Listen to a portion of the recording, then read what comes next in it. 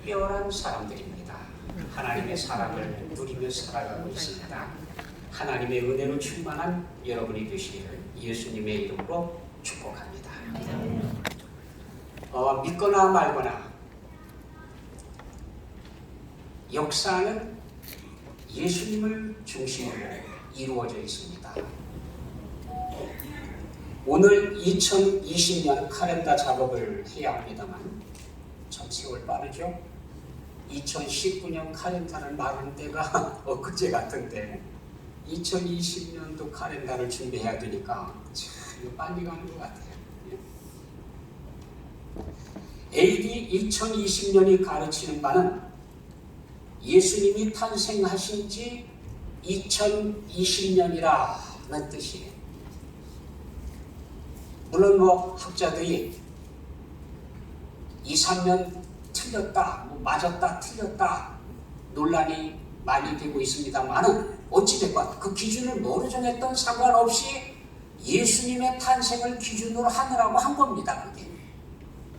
그리고 역사라고 하는 말 자체도 그분의 이야기, 히스토리, 그분의 스토리라고. 결국 역사는 예수 그리스도를 중심으로 이루어져 있습니다. 그래서 AD 2020년이 됐다라고 하는 것은 에노도미네, 주님께서 통치하신 2020년이다. 예수님이 탄생하시기 이전을 BC라고 그래요. BC는 before Christ, 그리스도 이전 시대다. 그러고 보면 우리가 인정하든 인정하지 않든 역사는 예수님을 중심으로 이루어졌다는 거죠. 마찬가지로 우리 개인도 마찬가지예요. 개인의 삶도 예수 그리스도를 만났느냐 못 만났느냐, 그날이 크리스마스거든요. 예수님께서 탄생하신 날. 그래서 개인적으로 볼 때에도 나에게 크리스마스가 있느냐, 진정한 크리스마스를 만났으면 AD가 시작된 거래요. 에로도미니, 주님의 통치가 시작이 됐어요. 예수 그리스도의 통치가 나의 삶의 시작이 된 겁니다. 그리고 이 사건은 또한 하나님께서 나와 함께 하신다라고 하는 사건이에요. 임마누엘의 사건입니다. 하지만 개인적으로 예수 그리스도를 만나지 못했다고 하면, 진정한 크리스마스가 우리에게 없다고 하면 우리는 여전히 BC에 살고 있는 거예요. 크라이스트, 그리스도 이전에 살아가고 있는 겁니다. 놀랍게도 성경은 예수님이 탄생하시기 700년 전에 이런 예언을 해놓았습니다. 그러므로 주께서 친히 징조를 너에게 주실 것이라. 보라, 처녀가 잉태하여 아들을 낳을 것이요 그의 이름을 임마누엘이라 하리라. 주께서 친히 징조를 보여주신다. 하나님께서 인류에게 사인을 주신다. 사인. 어떤 사인이냐? 하나님께서 우리와 함께 하신다는 사건, 하나님께서 우리의 죄를 용서해 주신다고 하는 하나님의 선언을 사인으로 보여주시는데, 처녀가 잉태하여 아들을 낳는다. 그리고 그의 이름이 예수라 불리워진다. 그리고 뜻은 임마누엘이라고 하는 뜻을 가지고 있다 라고 하는 의미로 우리에게 주어졌습니다. 하나님께서 친히 주신 사인입니다. The Lord Himself shall give you a sign. 사인을 준다. 우리에게 사인을 준다. 그게 바로 크리스마스예요. 크리스마스. 지구촌에 크리스마스가 있다는 사실은 하나님께서 우리를 구원하시기 위해서 독생자 예수 그리스도를 보내주셨다는 거 하는 것이고요. 이 사건이 있다는, 크리스마스가 있는 그 자체는 하나님께서 우리를 버리지 않고 우리와 함께 하신다고 하는 사건이고, 그리고 우리가 죄의 사함을 받고 하나님의 자녀로 하나님의 나라에 들어간다고 하는 확실한 사건입니다. 그 크리스마스가 우리 가운데 있는 거예요. 한 아들이 우리 가운데 태어나는데 하나님이 우리와 함께 하신다고 하는 표적이 될 것입니다. 그런데 그 아들은 처녀의 몸에서 태어나야 한다는 겁니다. 왜 처녀이어야 할까요? 인류의 조상인 최초의 아담은 하나님의 말씀을 의심하고 버림으로 죄를 범했습니다. 죄라고 하는 게 별게 아니에요. 하나님께서 주신 말씀, 하나님께서 주신 법을 벗어나면 그러면 그게 죄예요. 인류 최초의 죄도 그랬습니다. 하나님께서 하신 말씀을 어김으로 인해서 죄가 시작이 됐습니다. 죄의 대가는 죽음입니다. 그래서 사망 권세가 이 땅에 들어와서 인류를 지배하게 됐습니다. 이때부터 온갖 질병과 고통과 수고가 시작되었습니다. 그리고 인류의 피는 죄로 오염됐습니다. 이 오염된 인류는 그 오염된 DNA를 다음 세대에 물려주고 또 물려주고 계속해서 죄를 복제하고 있습니다. 거짓되고 부패한 죄의 속성을 오늘까지 계속해서 복제하고 있는 겁니다. 콩을 심으면 콩이 나는 것처럼 팥을 심으면 팥이 나는 것처럼 인류의 죄는 계속해서 죄를 심고 또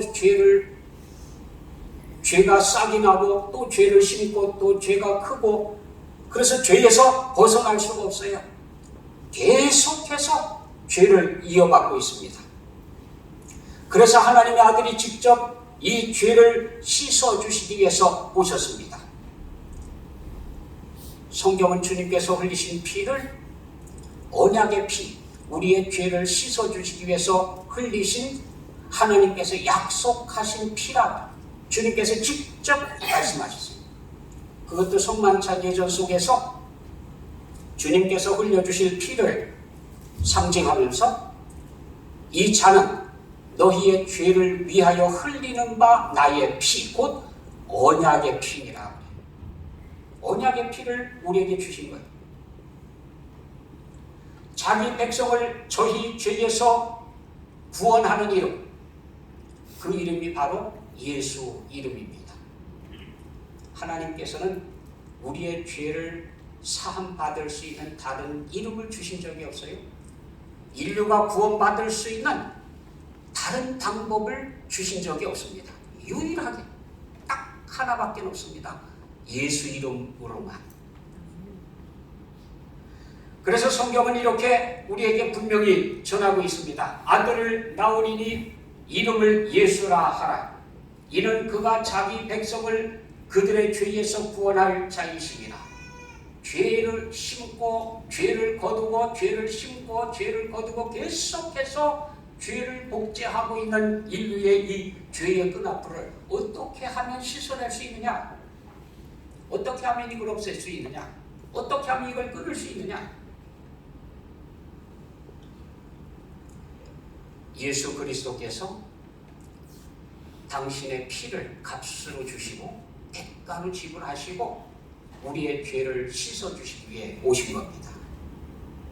그러기 위해서 하나님께서 인간이 되셔서 오셔야 했습니다. 인간이 되셔야 하지만 죄는 없어야 했습니다. 그러기 위해서 인류의 피를 타고 나면 안 됐습니다. 이게 불가능. 인간으로 태어나지만 죄의 DNA는 갖지 않고 죄의 유전 정보가 전달되지 않는 그런 참 인간이 되어야 하는데 이 가능합니까 이게? 방법은 인간의 피를 이어받지 않으면 돼요. 사람의 피를 이어받으면 안 되거든요. 그래서 하나님께서는 일찍이 그 방법을 준비해 놓으신 겁니다. 그리고 주님께서 탄생하시기 700년 전에 처녀가 잉태하여 아들을 낳으리니 이렇게 기록하고 있습니다. 이게 하나님의 사인이라는 거예요.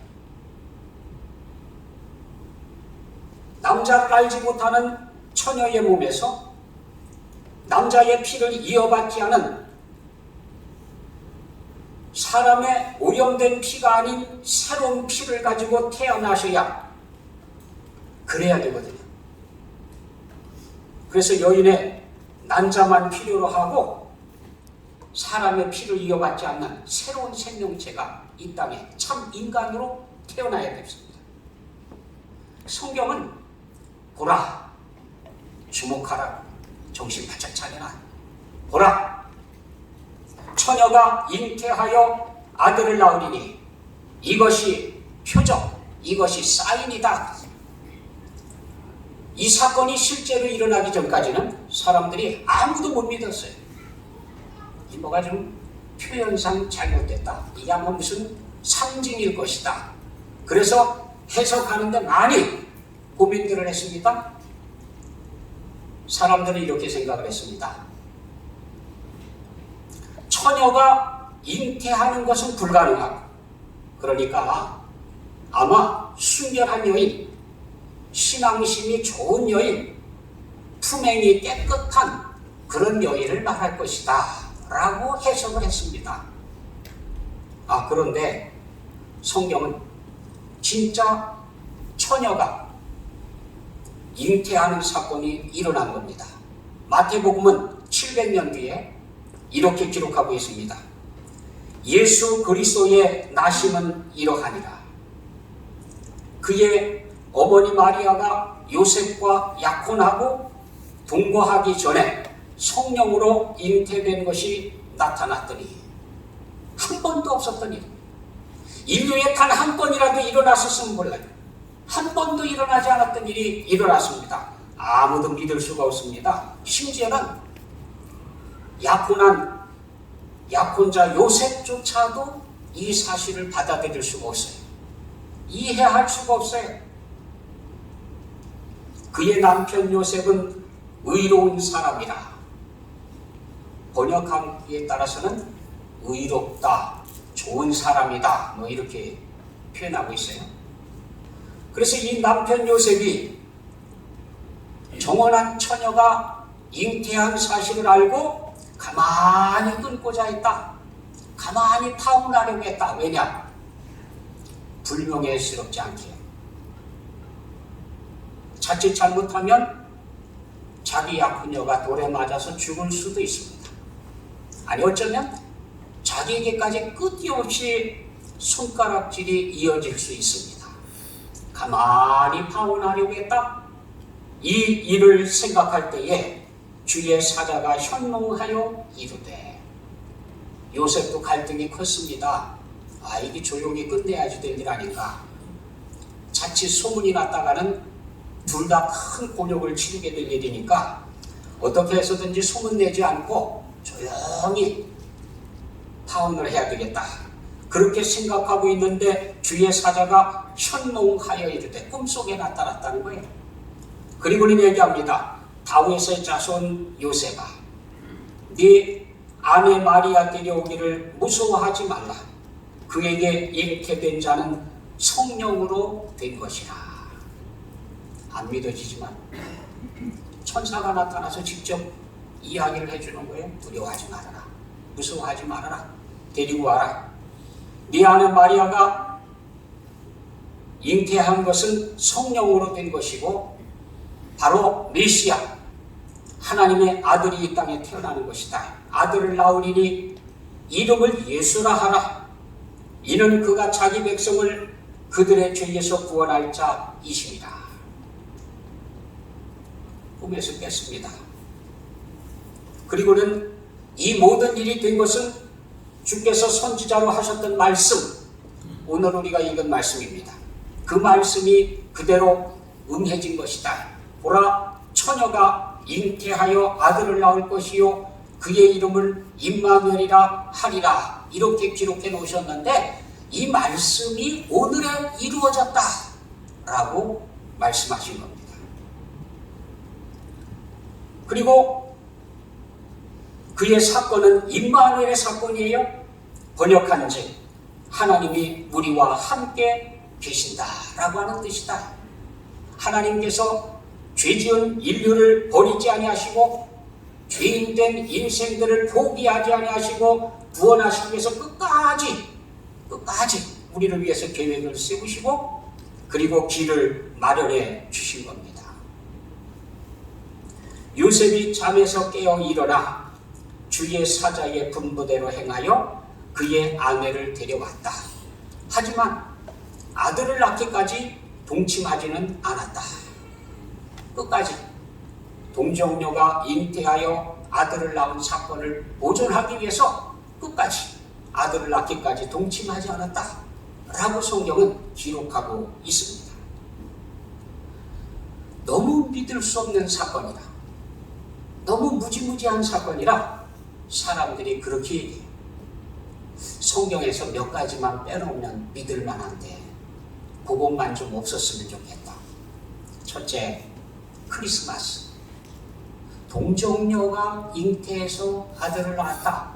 이 내용은 좀 삭제했으면 차라리 말을 안 하면 좋겠는데, 아니 처녀가 잉태해서 아들을 낳았다 그러니까 이게 어떻게 믿어집니까? 이게 못 믿겠다 이거예요. 예? 안 믿어진다. 또 하나, 십자가에서 분명히 죽었는데 그리고 무덤에 장사 지냈는데 사흘 만에 다시 부활해서 순찰했다. 그 얘기는 좀 생략했으면 좋겠다. 예수님께서 충분히 태어나셔서 이 땅을 살아가면서 낮은 사람, 없는 사람, 가난한 사람, 그리고 아픈 사람들을 돌보았던 그분의 사랑의 실천, 그것만 하더라도, 그리고 그분께서 가르쳐 주신 일만 하더라도 훌륭하고 얼마든지 존경할 수 있는데 왜 꼭 이렇게 말도 안 되는 기록이 있어야 되느냐? 오죽했으면 요셉도 그것 때문에 고민하지 않았습니까? 예? 파혼하려고. 안 믿어지니까. 믿을 수가 없으니까. 그럼에도 결국 믿게 됐습니다. 결국 받아들이게 됐습니다. 그리고 약속한 대로, 예언되어진 대로 그대로 이루어졌어요. 처녀가 잉태하여 아들을 낳았고요. 이름을 예수라고 부르게 됐고요. 그대로 모든 게 다 예언된 대로, 기록된 대로 그대로 이루어집니다.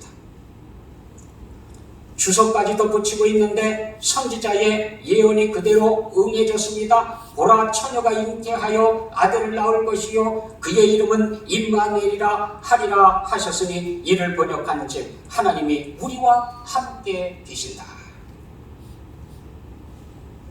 만약에 누군가가 지금 미국 대통령 도널드 트럼프가 참 대통령이 되면서부터 지금까지 왜 그렇게 시끄러운지 몰라요. 물론 어려운 난세에 대통령이 돼서 그렇기도 하지만, 그래 만약에 말이죠, 트럼프 엄마가 처녀가 잉태해서 아들을 낳았는데 그게 트럼프 대통령이래. 그러면 믿을 수 있을까요? 아무도 안 믿어요. 왜요? 부모님을 알거든요. 뒤져보면 다 나와요. 아무도 안 믿어요. 예수님 당시에도 그랬습니다.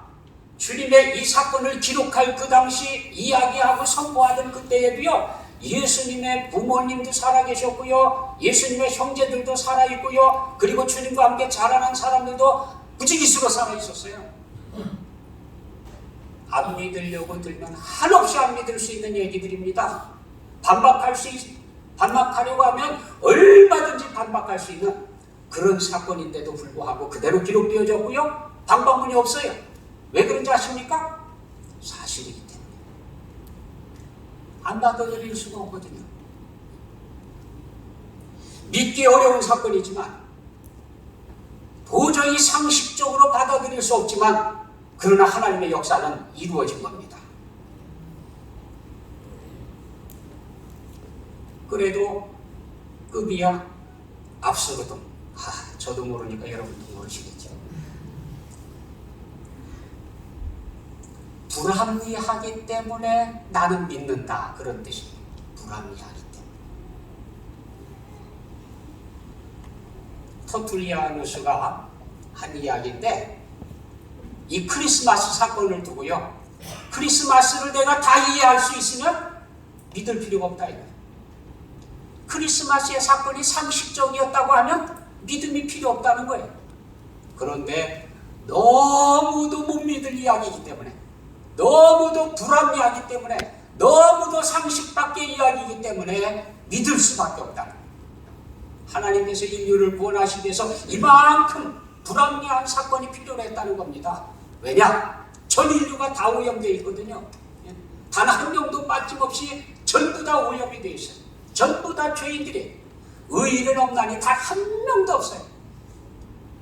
의로운 피를 찾고자 해도 인류 속에서는 단 한 사람의 피도 구할 수가 없었어요. 그러니 상식적으로는 안 돼요.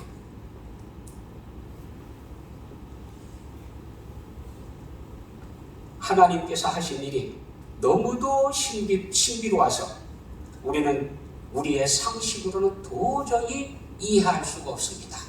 그래서 여기 믿음이 필요한 거예요. 하나님께서 하셨습니다. 불가능하죠. 우리는 이해할 수 없지만 하나님께서 이 놀라운 일을 행하셨습니다. 무에서 유를 창조하신 것만큼이나 신비한 사건으로 인류를 구원하시기 위해서 독생자 예수 그리스도를 이 땅에 보내주셨어요. 참 신이면서 참 인간이시. 말도 안 돼요. 신이면 신이고 인간이면 인간이지 신이면서 인간일 수가 있습니까? 불가능합니다. 근데 이 불가능한 사건이 계속해서 일어나는 거예요. 크리스마스는 처음부터 끝까지 다 불가능한 거예요. 다 신비고 다 불합리한 것이고 그렇습니다.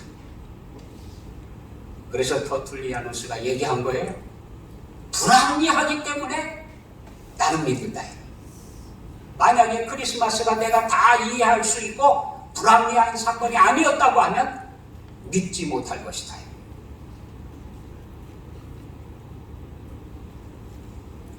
이것이 하나님의 계획입니다.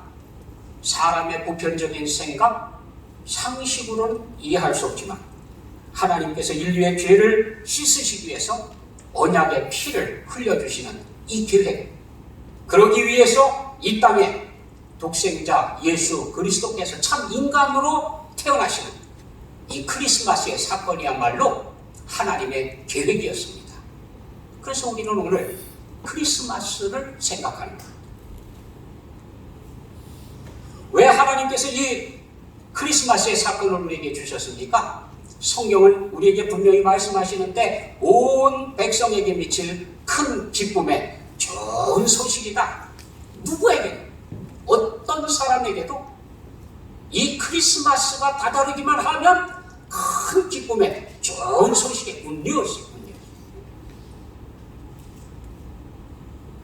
우리는 특별한 날 특별한 음식을 먹곤 합니다. 생일날이면 생일 케이크를 먹죠. 언제부터인지 몰라도.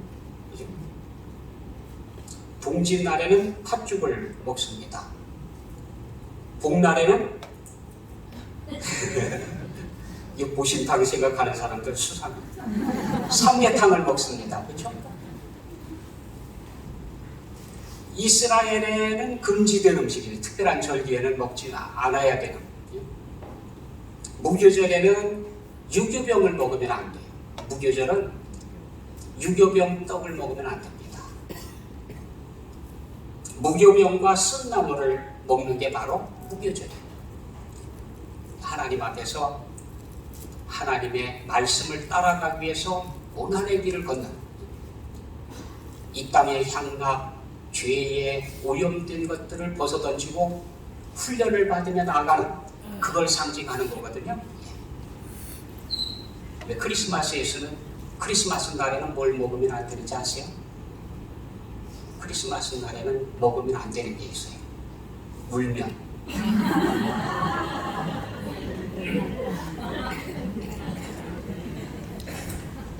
울면 안 돼.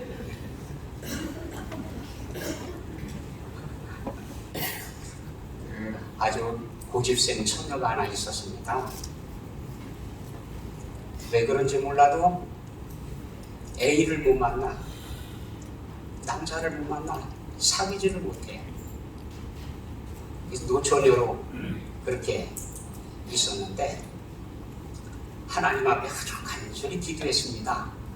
남자까지가 없어도 좋은데 어릴 때 동심으로 돌아가서 그래도 크리스마스가 되면 가슴이 콩콩 뛰고 뭐 기대가 되고 행복하고 막 이랬었는데 언제부턴지 마음도 싸늘해져가지고 크리스마스가 되는 건지 안 되는 건지 이게 감동이 없어요. 감동이 서글퍼졌어요. 그래서 이제 간절히 기도했습니다. 하나님, 제가 남자는 없어도 살 것 같은데 크리스마스만큼은 좀 살아났으면 좋겠습니다. 어릴 때처럼 기대가 되고 좀 행복하고 좀 뭐가 이래야지. 이 크리스마스가 와도 이게 재미가 있는지 없는지 이러니까 이거. 그래서 간절히 기도했죠. 그래서 어린 날로 돌아가고 싶습니다. 이번 크리스마스 이후에는 꼭 산타크로스 할아버지를 만나게 해주세요.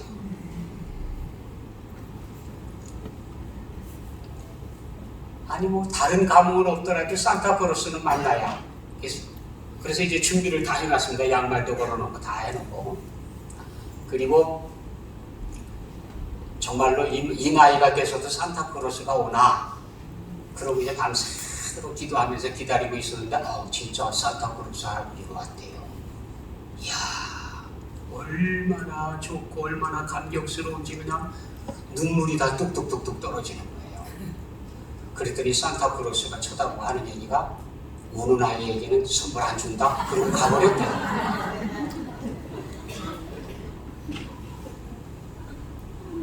목말려. 무슨 얘기냐면요, 크리스마스는 즐겁게 보내라는 거예요. 울지 말고 울면 안 되고 뭐 별거 아닙니다. 울고 짜증내고 잉잉대고 그러지 말라는 거예요. 크리스마스는 하나님께서 인류에게 주신 최고의 선물 아닙니까? 하나님께서 인류의 기쁨, 모든 백성, 대상이 안 되는 사람이 한 사람도 없습니다. 어떤 사람이든 간에 다 기쁜 소식이 될 수 있어요. 어떤 사람에게도 희소식, 어떤 사람에게도 소망의 소식이거든요. 그러니까 크리스마스를 잃어버리지 말라는 거예요. 그리고 이 크리스마스의 기쁨, 크리스마스의 행복을 이걸 놓치지 말라는 겁니다. 우리 하나님께서 하시는 것 우리가 다 이해할 수 없습니다. 저 역시도 그렇습니다. 불합리합니다. 비상식적입니다. 그럼에도 불구하고 사실입니다. 왜냐?